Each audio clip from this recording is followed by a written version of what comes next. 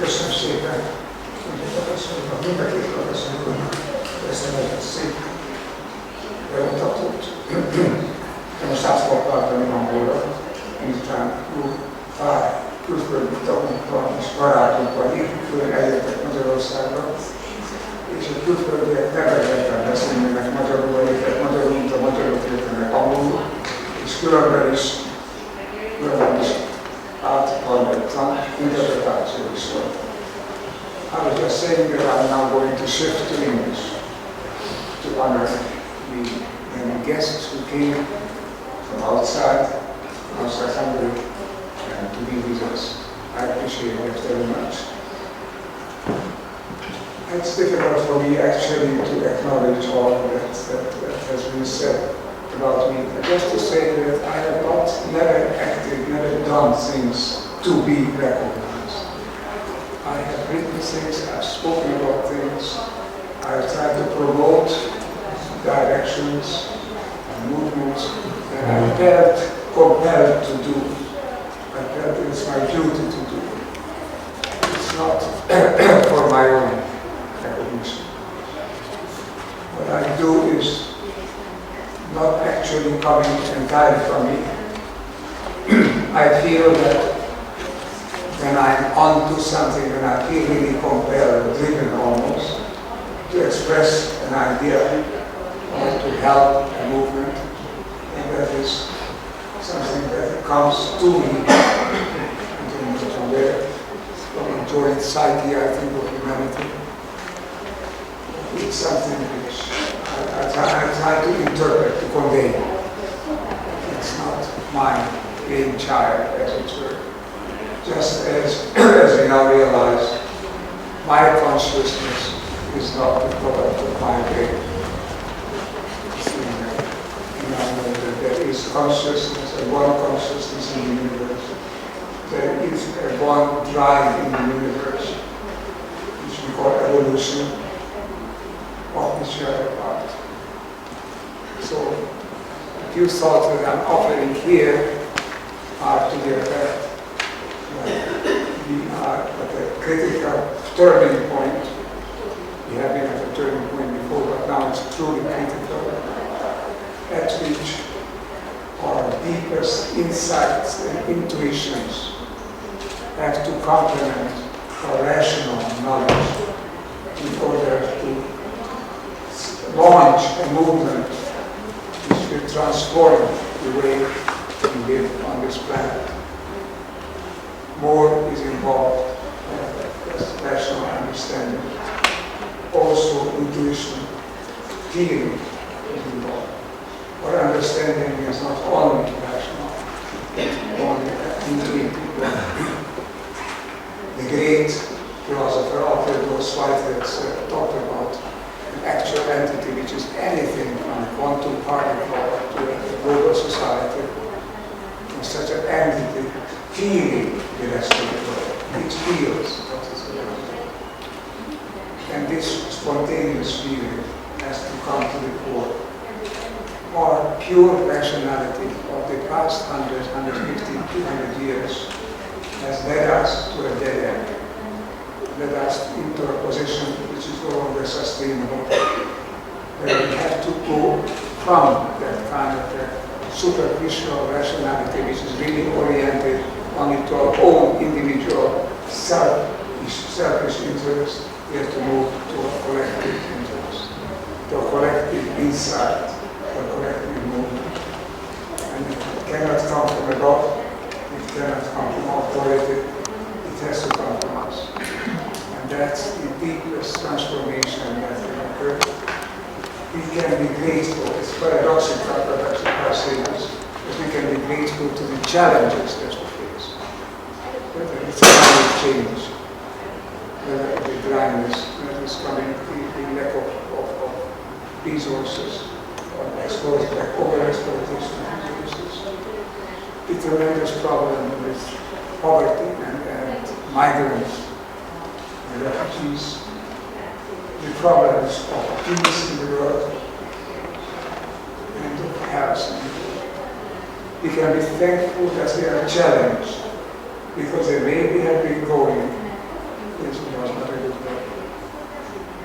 here we are on the threshold of either we change or we become part of what is known as 6 global extinction.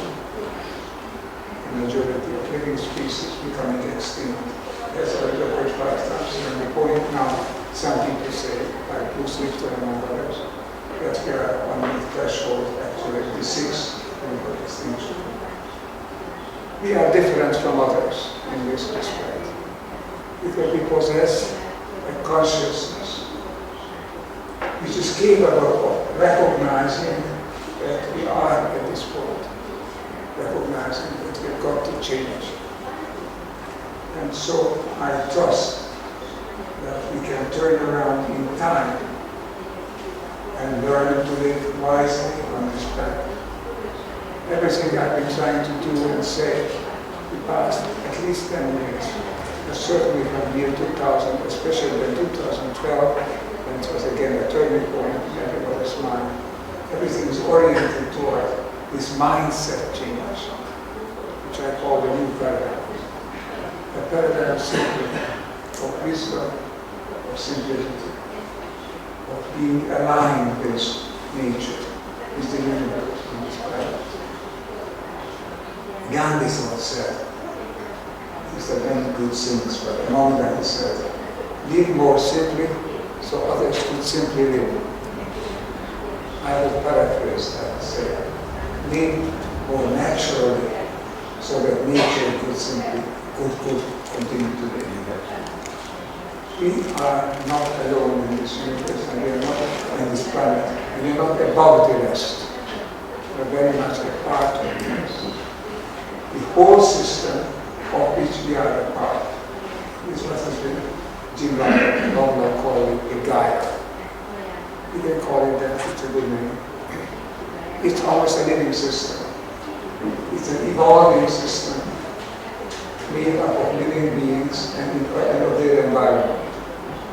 That is the ultimate point of reference. That is what we have to aim for. Because if that Gaia system, life on Earth, is well and healthy, every part of it is well and healthy. Whereas if we just push for advantage in one part, whether it's the human species as a whole, or nation, or race, or business, that's not necessarily that it benefits the rest. It can overexploit resources, it can create disbalances, competition and conflict. So live so that life can thrive on the planet. If this was purely a rational recognition, then it would take hold of the mind only in a small group, relatively small. But it's also a deep intuition. It's something that is in every human being and every living being, that we are together, that we are part of larger systems.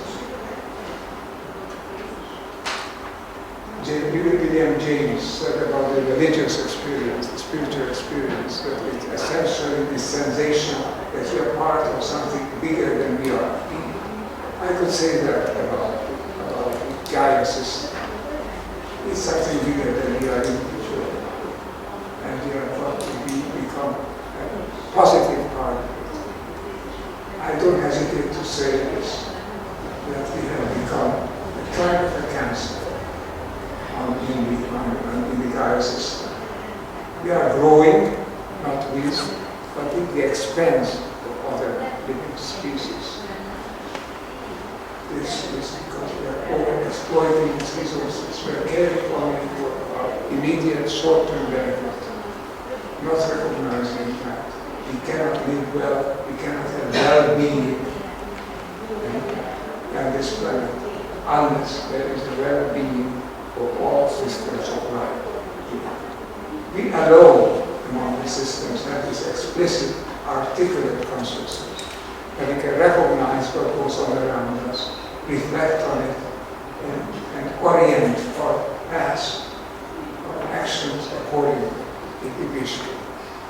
We are alone, not in having a consciousness, because I'm convinced that every living system is a consciousness. But we are alone capable of doing this island step, of being a reflective consciousness, on which we can guide our steps according to our insight. This insight is a force, is something that is in us, and something that we can discover. You know, it's a general in the popular film and media show Star Wars. The young people say, may the force be with you. And I would say, may the force of evolution be with us. It's in us. Why? I can't go into details here, this would take too long, it's not the occasion. Let me just mention this much. We are now recognizing this universe didn't always exist, probably did not always exist according to the physical cosmologists, but that it has had its beginning. Its beginning, which was chaos, total chaos, was a productive chaos, a fertile chaos, from which entities emerged that became more and more complex, some of them in the form of waves, joining together coherent waves and creating coherent entities. And this movement from the hydrogen nuclei that first emerged after the Big Bang to the atoms of the elements, to the molecules, chemical molecules and organic molecules, onto the sphere of life and ecosystems, entire planetary systems. This movement is ongoing. It has started 13.7 billion years ago according to current recognition, but it's going on. And we are part of it. We can temporarily halt it locally, but at our own expense. If we go against it, we will become extinct. We do not go against it for purposefully, but only by ignorance. Are not recognizing that this is an evolving system of which humanity is an essential part because it has this reflective consciousness. Therefore, it's a crucial element in this system. Recognizing this is to embrace another way of looking at the world, looking at life, looking at ourselves, a way that is not new because all the ancient wisdoms have embraced it. Both East and West, but we have largely ignored it. In the past 150, 200 years, we acted as if we wouldn't know it, as if we wouldn't feel it. We simply passed over it. Seeking power, seeking wealth, seeking our own interest at the expense of others. This has got to change. This was the old paradigm. It attempted to gain its legitimacy from the work of Newton and Darwin and Freud and others. But this interpretation of their findings is not correct.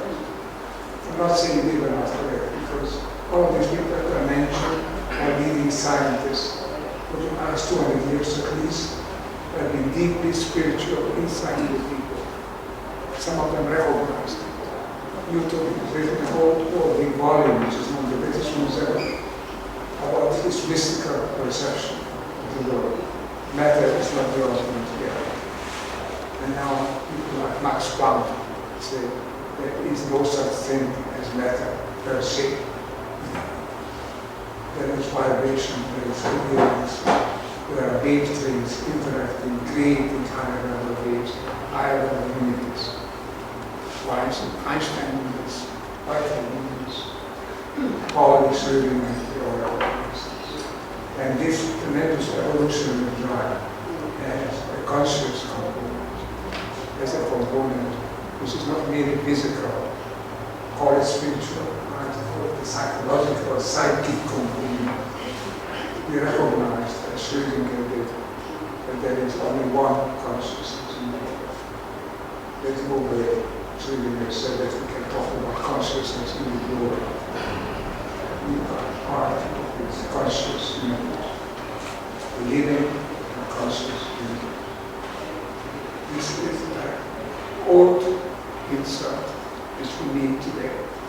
on the basis of the new sciences, especially the quantum sciences, we know that we are infinitely connected. We know that nothing that ever happened in this universe disappears completely and fully, that it always remains with us. And to inform us, the past can inform the present. And if we are wise enough, we allow this movement to continue to inform the future. Change. Change can start with ourselves. Be the change that we wish to see in the world. If we recognize who we are, an evolving, open entity, interacting with others, we will change. The last thing that I want to add, and I want to take more of time, we need to change, transform the orientation of life on humanity. That means politics, but in the highest sense of policy, politique, as the Greeks have said. The idea of individual and independent, so-called sovereign nation states working on their own interests, not being responsible to anything by anybody else, that idea has passed into history. Unfortunately, people don't recognize it. The nation state is still as a focus of our interests, the focus of our attention. And we try to advantage ours as room for separate years. Einstein said that separateness is an illusion.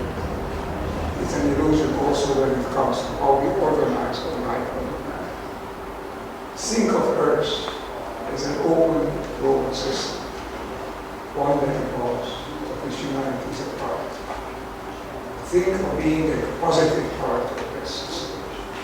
Then we are not only citizens of one country, we are also citizens of the Earth. We are also part of the larger whole. We can have multiple identities. We are individuals, we have a family identity, we have a business identity, we have a cultural identity. We also have a national identity. That's right. But it's not alone. It's not the only thing we have. There's not only one flag to which we can swear with our allegiance. We are part of a large and multifaceted whole. And if we can go with that, and look at ourselves and our role in the world as not as something which benefits us, because we can't speak out that obviously. We look at something which is part of the task of the conscious species on this planet. Ultimately, the task for mankind, the goals for mankind, is to allow life to thrive on this planet. Can't do it by building cycles individual and separate entities, containers in each other. We can only do it together. The time to change has come. It's come to change rapidly, transform actually. I'm optimistic about that because when in a period of crisis, we have opportunities for transformation. More crisis is deepens, the greater the need for resolution and the search for alternatives. It's a bifurcation, as we call it. It either leads down to extinction or up to the next level of evolution. My current effort, the past 6 months and continuing in the coming years, is almost keynoted by a simple one word: upshift. We need to shift. We need to shift up in accordance with the evolutionary trend, not in any arbitrary way. Shift up to become part of your life on this planet. I dedicate my attention, and I hope I can count on you as well, to be the change that can change the world. We need a critical mass that can change the world. It's more than Thank you very much. So it's also a new book that was published two weeks ago. The action. The past, the healing, and evolution. So there'll be some of this. I'm going to conclude. Change starts with each of us. We can be the agents of a new journal in human history. A fantastically exciting, productive, and promising period in the life of humanity. I envy young people for that they have many decades in front of them to see this change taking place. It must start now, but will come to fruition later. In my new book in Subcommittee, I talk about how the world will look in 2050. Unless it looks better in 2050, much better than it is now, sustainable and humane and life-giving, it will not be. We either evolve or we disappear. I think we can evolve. We can evolve together. Thank you, ladies and gentlemen, for giving me for these are thoughts that I have on my mind, in my heart. I'm dedicated to them. Let's do it together. I know with the fellow Budapest, we have a marvelous set of people who can carry this international institute that I found dedicated to the new paradigm. Also carry this force in many, many different projects, including a new movement, which I call a popular movement, the Upstream movement, which is launching now these days. And colleagues like Nora, for example, thank you again, and thank you for your attention and for your patience.